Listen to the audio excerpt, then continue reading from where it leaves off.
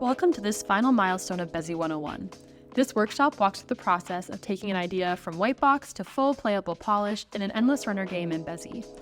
Throughout this process, you'll put many of the tools that Bezi has to offer into practice, from key classics like the state machine to fantastic new additions like frames.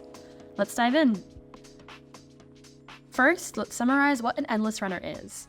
You've probably encountered at least one, if not classic games like Subway Surfers and Temple Run, at least the Google Dino game that pops up when you can't connect to the web. These games follow a simple structure.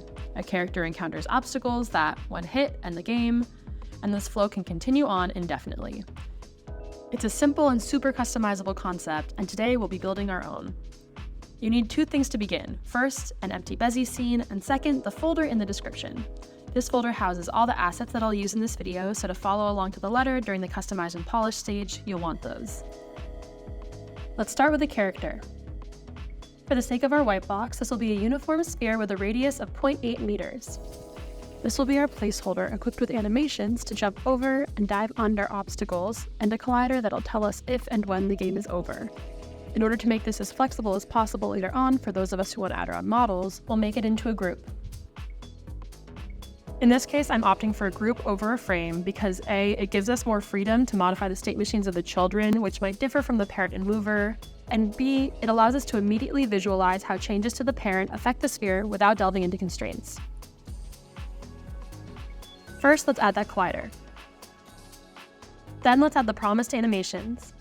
In the character group state machine, add a jump and a dive state. Let's adjust the group's position and scale in each state to a Y of around 1.6 for jump, and 0.15 for duck.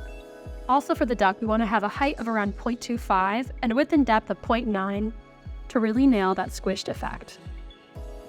Now we link them up to our state machine. We want these animations to be cued whenever a key is pressed, regardless of the preceding state, to allow for quick movements and dynamic gameplay. To best fit that, we'll transition to them from any state. For jump, this transition is cued by pressing W with duration 250 milliseconds and an ease out tangent that I'll talk about in a moment, and left automatically when the jump time is complete using an ease in tangent. I use that same pattern for the dive with S as the key press instead of W. To really nail the bounce here, the key is in the animation curves. To give a sense of gravity to our object, we want to leave the ground quickly, slow at the peak, and accelerate as it falls back to Earth. As a classical animation, this curve is then represented by easing out at the top and easing back in at the bottom. Check it out in play mode. You've got the satisfying bounce that'll be the heart of your game mechanic. Now let's add a frame to the sphere. This is our overarching player controlling character movement, so that side-to-side shift. In a second, we'll add that movement, but first we'll add a ground plane to serve as our reference for the space our character is moving in. Create a 3 by 20 meter plane positioned at y equals 0, x equals 0, and z equals 9. This is our ground that we'll move our character across and that obstacles will approach on. To help visibility, I've made mine slightly darker than the character. On that plane, we need a couple of target objects to mark the positions that our player will move between. Instead of building and adjusting these from scratch, we can do this by duplicating the player, deleting the frame's contents, and adjusting its position to suit our needs. This first duplicate is the first of our target points, marking the middle lane of the ground plane. Duplicate it twice, and place the duplicates at x equals 1 for the left target, and x equals -1 for the right.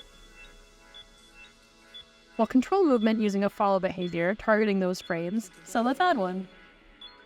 Make sure all offsets are 0, and set the first target to be the middle lane. Every time we play, this will be our starting point. On to the state machine. To begin, I lowered the player opacity in base state as an indicator of whether or not the game is active. Then create a transition to a new state that occurs when you click the character by setting up a pointer down action. There, return the opacity to 100. This is our middle state and the hub of our in-game movement.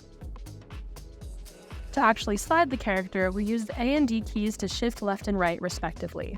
Setting this movement up is a matter of creating new states for each position, queuing them with their corresponding key down actions, and updating the target to the correct frame by selecting it either in hierarchy or in the canvas. Since we're moving back and forth, don't forget to add transitions back to the middle. The same key pattern holds. Basically, anytime you go right, you'll press D, and to go left, you'll always press A. When you're done, this is what it should look like. These states are the key to our endless runner. instead of moving our character towards objects, we'll instead shift our character purely in X for the side to side and in Y to jump and dive, and we'll simulate Z movement by moving the objects towards the player. Speaking of objects and obstacles, let's build some. Essentially, we need to create something with a collider that moves toward you. Start with a plane and add dimension to it. You can use a cube as well, but in this case I've opted for a plane as it gives us more control with our beveling later on. Set width and depth to 0.8 meters, adjust it so it's sitting right on that ground plane, and give it a height of 0.2. This is our jump obstacle. Duplicate it and adjust the height of the base until it's about 0.25 meters tall and floating in midair, with the top of it level with the top of the jump. This is an obstacle that the player can both jump over or dive under. Finally, make one that must be avoided with a dive by duplicating the second obstacle, grabbing the handle on top, and pulling it up to a height of about 1 meter. Rather than immediately adding colliders to these, I'm going to zero their XZ position and make them into components first. Because I know that I'll later be duplicating and repositioning them, I want to have original versions that, when adjusted, will affect all obstacles of a kind at the same time.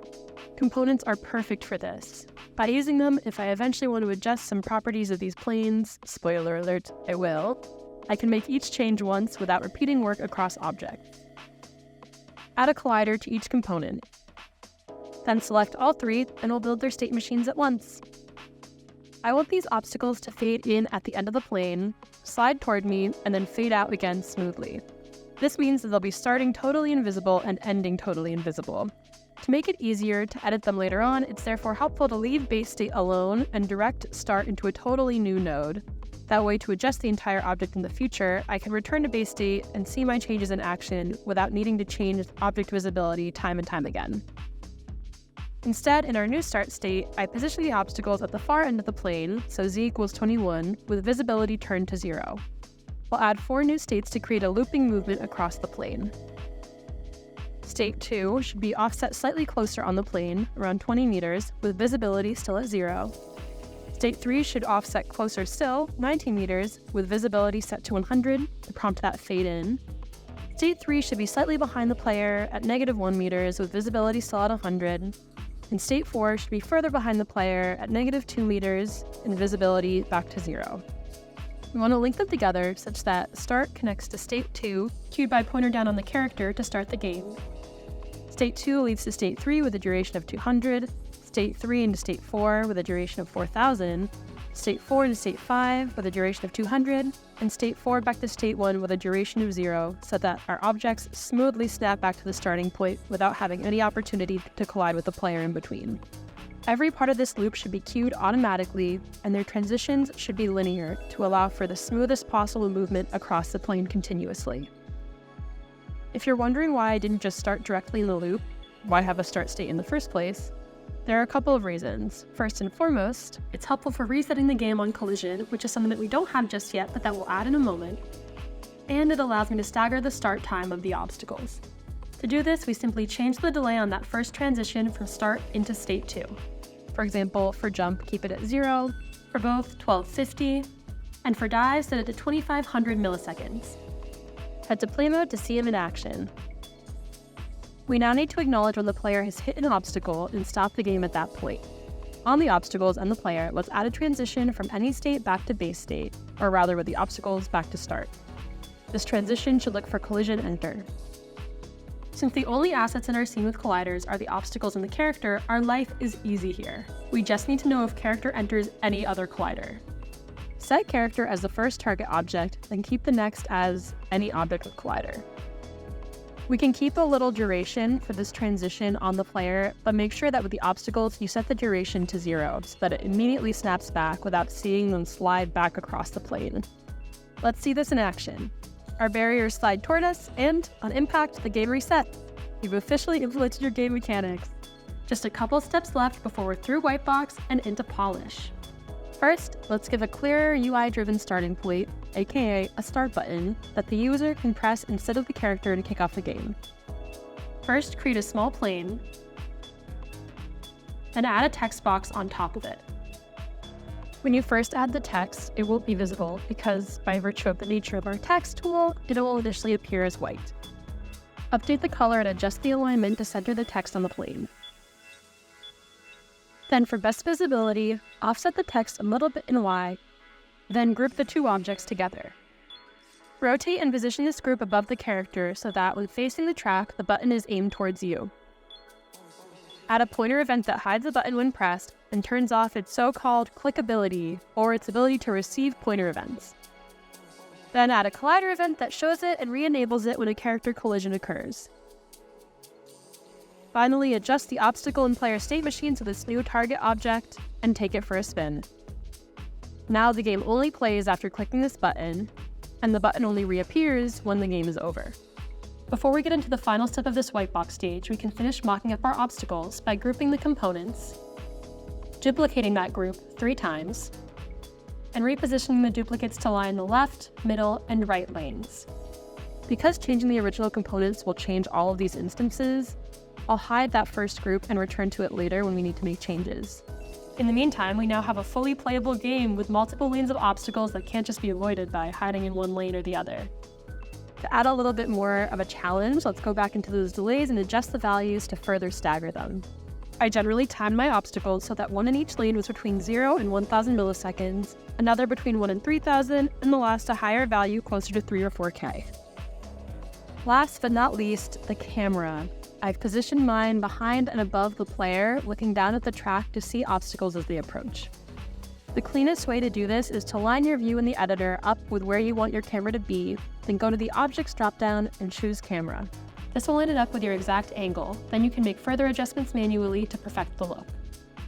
So for symmetry, I verified that there was no Z rotation, set the Y rotation to a perfect 180, and zeroed out the X position to make sure that it was totally centered in line with my ground plane.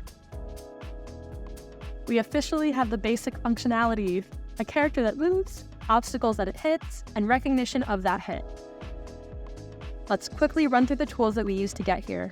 We used objects for the obstacles in the character, frames to control the player, behaviors for the overarching movement, colliders to detect your actual performance throughout the game, components to streamline those obstacles, and of course, the state machine. Now that we have the pieces of our game, we can dive into the aesthetics and customization. This is where the assets in that original folder will come in handy.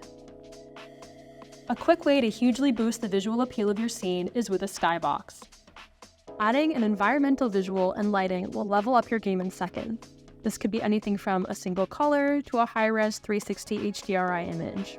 In this case, I've got a gradient image PNG for us to use. If you're not already there, return the Properties menu to the General Scene Info and select Background Color. Rather than a color, let's switch the drop-down to Environment and follow the prompts to add an HDRI. Just hit the plus sign, upload your image, and once it's in, select it to add it as the environment and lighting texture for your scene. One thing that I'd recommend is using a pretty high resolution image because since it will be so large scale, if you have a lot of pixelation, that will be really noticeable. Also notably, it's good to use something seamless. The gradient that I've used is not quite seamless and there's a pretty clear distinction at one end, but it adds to the aesthetic, and because we'll be looking at our scene from one angle, we don't need to worry about these corners that will be out of your view. Now that we've got this nice sky to look at, let's also introduce a little movement to it. We can do this by bringing in some clouds as texture on a plane and animating them to nicely scroll around you. The attached files include a border texture just for this. To make a vertical plane, toggle to the XY axis and create an object. Since we want this to surround our entire game, the width needs to be pretty massive in the range of 150 by 20 meters. As you can see, I started with 60 by 6, but I eventually found even that too small after this next step, and I doubled the size. To wrap it around your entire environment, set the bend to 360 degrees. You'll end up with a full circle that surrounds your scene and faces inward. To attach the cloud material, let's first set the material type to unlit, then assign that cloud image to the color property. When it comes in, it'll be a bit grainy, so set the opacity to 99 instead of 100 for the cleanest visibility.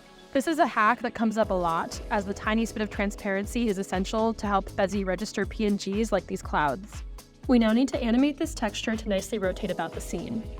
Because the pivot point for this object is at the original point where the plane was created, we can't animate using object rotation. Instead, we can simulate it by animating the texture itself. Let's create an ambient automatic loop that slides the texture along the plane entirely, then jumps back to the original position instantly to create a seamless and constantly moving visual. This means one transition with a long, slow duration, like 50 to 500,000 milliseconds, and another with zero duration returning to base state. To slide it horizontally, let's adjust the offset value. The box on the left represents U, and the box on the right is our V, or horizontal and vertical adjustments. If I adjust this to a decimal value, we see the position change. But if I change it to an integer, it looks to be back in the starting position. One way to think of this is as sliding across a larger infinite plane with infinite versions of the texture lined up back to back. One unit in U corresponds to one texture width. So when we set it to 2, we're telling it to slide across the entire width of the texture until it's perfectly covering the next repetition. It's also important to note that this texture needs to be seamless in order to work, because otherwise we'd see that edge looping around our plane. But as we see here, that doesn't happen, and we have a nicely scrolling cloud animation that gives our world a little more movement and life. While we're at it, let's also texture our ground plane. In the description, there's a Figma link. This leads to the texture that I'll be using for this plane's opacity. It's a simple gradient, allowing the ground to feel like it's fading in and out of space. For reference, in opacity maps, black areas will appear fully masked out, and white will be fully pigmented. Grayscale values in between will be different degrees of transparency.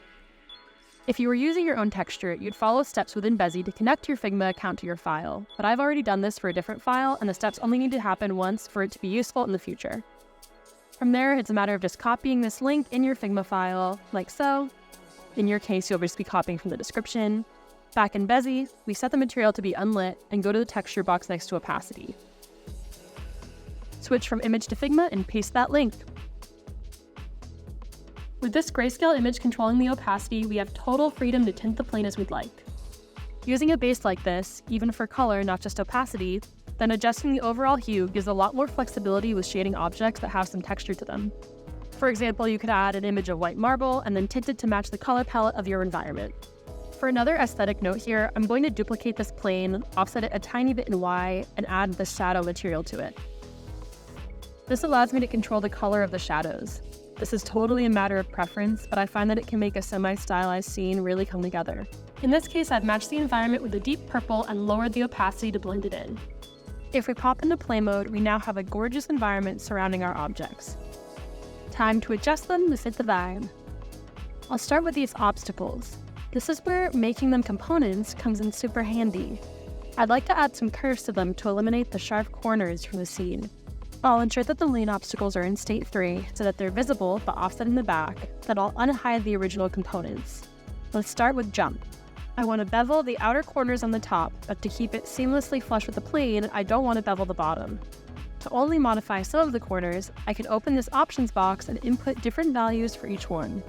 In this case, something around 0.06 or 0.1 nicely smooths the top 2 corners of our barrier. For the both object, since it isn't touching the ground, we can go back to the norm and uniformly adjust the corners to fit that same value. And finally, for dive, I want to close off the end of these objects so that they don't feel out of place at the top. So I'll once again go into the additional options and set, this time the bottom corners, to that common value. Then I'll max out the top corners, creating a perfectly smooth, rounded cap. Finally, I'll tint these a bit to help the character stand out against them. As we adjust them in the foreground, you can see in the background how the instances are immediately updated to match. Makes our life a lot easier. Now when we go into play mode, we have a more cohesive and aesthetic scene, except for our ugly start button. To fit the ambiance, we can first round those plane corners in keeping with the obstacles. Then, to match our palette, we can make the plane an unlit material and update the font color to a warm burnt orange or brown, like a darkened version of a color in this sky dome. One last nice step to customize this is the font. Bezi gives you a few options here, but if you'd like to add your own, you can press this button and upload any OTF file. I've got the font that I used in the attached folder. To be totally safe, make sure you're updating the button while it's in base state. This character is a very nice sphere, and honestly I'm a little emotionally attached to its little bounce, but how about we jazz it up with a character fitting our sky-high world? Let's use an animated asset for our game instead. In the files for this video, you'll find a GLB of a paper plane. Let's bring that in by going to Objects and importing a 3D object, or drag and dropping it from our files into the scene. It's quite small, so first step is to scale it up uniformly to a multiplier of around 60. Reset the position so that it's floating above 0 at about the height of the both obstacle. Also, since it was originally made with a flat plane, for best visibility, switch that visibility property from front to double-sided. This character has 3 animations: dive, idle, and jump. You'll notice that on their own, these animations look a little bit funky. That's because our paper plane is fully animated in place, so that we can nest it within our character to control the up-down motion externally and prototype it as we have here. Each motion corresponds to a different action within the game. You'll notice super in line with a state machine set up on our character. To set these up, we'll basically rebuild that state machine on our paper plane with some modifications to duration and delay to fit the constraints of an animated object. More specifically, while we can switch between animations statefully, the animation will only start once a transition is completed. Therefore, if we want an animation to start as soon as a key is pressed, we need the entry duration to be 0 milliseconds and the exit duration or delay to be the length of the entire action. The final key to this state machine is to toggle the right action by updating the dropdown to the animation of its corresponding state. In base state, the plane should stay in idle. When W is pressed to jump, cue the jump animation and delay there for 500 milliseconds. And on S, enter into a dive and do the same. Let's check it out in play mode. Our bouncing ball is replaced with this little plane that smoothly animates with each jump and dive. Let's also introduce the audio feature to round out our game's aesthetic and responsiveness. For this, I'll pull from Bezi's internal sound library, but please know that if you wanted to add your own clips, the interface is super similar to uploading an HDRI for the Skybox. Add an audio source, and make it a child of the player frame. If you'd like it to be spatialized, go for it. This will give a bit more dimension to the space and give the sound a position within the scene. The default state for this group is a placeholder audio clip set to stopped. In other words, if we play our game now, there would still be no audio. I want to cue sound whenever an action occurs, so when the player jumps, dives, slides left, slides right, and hits an obstacle. For this, I'll simply mirror the keyboard commands that cue the movement of each action. From any state, create another state for jump that plays with no duration upon pressing W. Here's a clip to go with it. I used beep 1 and set it to playing. Note that this setup will play once on its trigger event. If we press W again, it'll reoccur, but otherwise it won't loop unless we adjust the settings to do so. Let's do the same for the other actions, always with 0 duration so that they play as soon as the action occurs. On dive, play beep 3, on hit, error 3, on left, whoosh 1, and on right, whoosh 2. While we're at it, we can also add a nice ambient backtrack to continuously play by adding another audio source.